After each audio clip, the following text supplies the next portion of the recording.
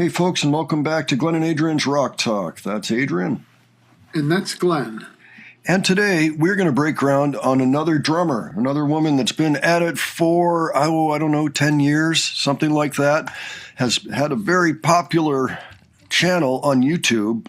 And let me see, she's got a Linkin Park video from 10 years ago. Okay, so she's been at it about the same amount of time as Xena, as a matter of fact. Now, as far as I can tell, she only does drum covers on her own. She doesn't incorporate other people to do cover songs, like entire bands like Xena does.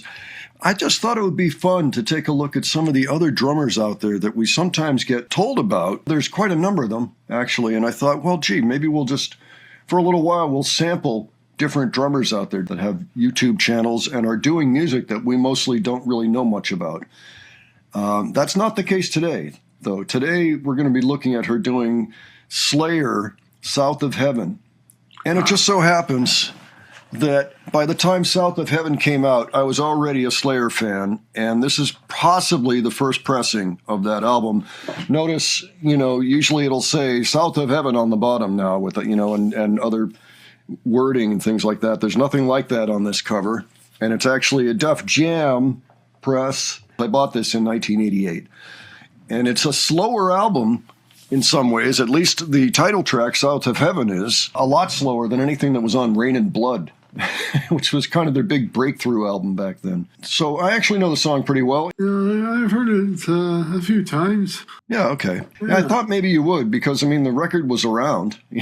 Yeah. Oh, yeah, I'm familiar with the song. I'm looking forward to hearing this cover. Yeah, me too. So I first became familiar. Have I mentioned her name yet? She goes by Kriss drummer, but also Kristina Rybalchenko. She is from Russia. I believe she is 28 years old now. She was recently featured on Drumeo, drumming behind a Who song, and didn't know who Keith Moon was. So I was immediately fascinated and decided to take a look at her catalog. And it's mostly stuff that we didn't really pay a lot of attention to. From the 90s, maybe from the 2000s, possibly the 2010s, things like that. A lot of heavy bands that we might actually be interested in. She seems to be somewhat acclaimed, and definitely of the newer crop of drummers. So, all right, why don't we check this out, and we'll discuss it afterwards. All righty.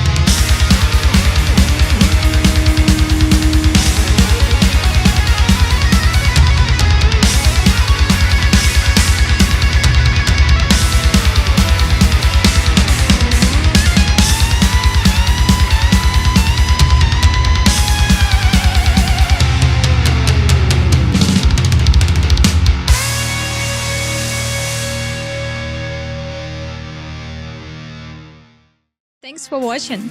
If you enjoy my videos, please make sure to subscribe, press like and write a comment. And if you want to support my channel, check out my Patreon with the link below. See you in the next one. So I was not expecting an instrumental version, but that was fine. I was just surprised, that's all. Yeah, I missed Tommy's vocals. Yeah, I think it may have also been slightly shortened, because the original, I think, is somewhere around 5 minutes, and this was closer to 4.5. So I'm not sure what the differences were. I thought she did an excellent job on it. This is a song that actually Dave Lombardo fans think is one of his best performances.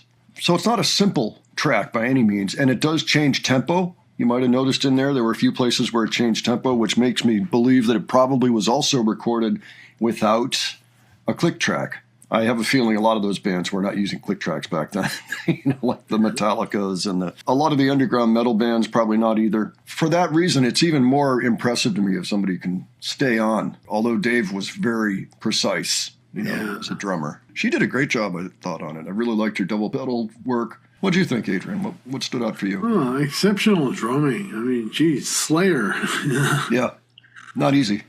Not easy, no. I also noticed that a drum set, too, is a small drum set. It's like 4 drums, and I think there were at least 6 cymbals. You know what I noticed was the hi-hat looked like it was placed up really high in comparison to most hi-hats. Yeah. Like it would have been closer to like up here on her. It's like up here, and most of the time it's a little lower than that. Maybe like 6 inches lower. Yeah, I kind of noticed that. Yeah, hi-hat was a little higher than usual. So you can tell she's been doing this for a while. She's got good lighting in here. She's got the little dinosaur with the neon light that says Kriss. Yeah, I mean, she is a superb drummer. There's no question about that. I understand why she was on Dromeo, and what. It is kind of funny, though, that she can be this accomplished. And it's really more a reflection on us, the fact that she didn't know who Keith Moon was. I think that's just a sign of, time marching forward. Doesn't look good for our future. Yeah, that's the thing, is everything it's here and then it's gone. And, it's how long can you make it last? I think the Beatles will last a while. After that, I tend to think this whole period of classic rock music, which I would include Slayer in, it's a time period that will be remembered hundreds of years from now. It'll be one of those moments in history where a lot of music came out. It was facilitated by what was happening at the time, and it was a very specific moment in history. The whole idea of actually being able to be a full-time musician and having somebody foot the bill while you go in and record an album and take a lot of time on it, and maybe it isn't even successful, and so you do another one, and maybe that's not successful, and you do another one, and there would be labels that would believe in you until you finally hit a big audience, Genesis being one big example, Pink Floyd being another. I mean, I'm getting off the path here, but yeah, I really like her playing. Maybe we should ask our audience, well, have you heard of this drummer before? Kriss. She seems to go by Kriss Drummer. In fact, when I first saw the name, I thought, is there a band named Kriss that I'm missing? And no, it's her name. But let us know if you're familiar with her, and if there's any particular cover that you would recommend to us. By all means, leave it below. Give your thoughts on this particular performance. And, if you've perused her channel before, if there's anything that stood out for you, if you have any thoughts in general, we'd just like to hear them, because she's a new artist to us. We're open to learning. And if you enjoyed this video, please give it a like. And if you enjoyed the presentation, please subscribe. All right. Thanks so much for joining us today. We'll catch you on the next one. All right. Take care, folks. See you later.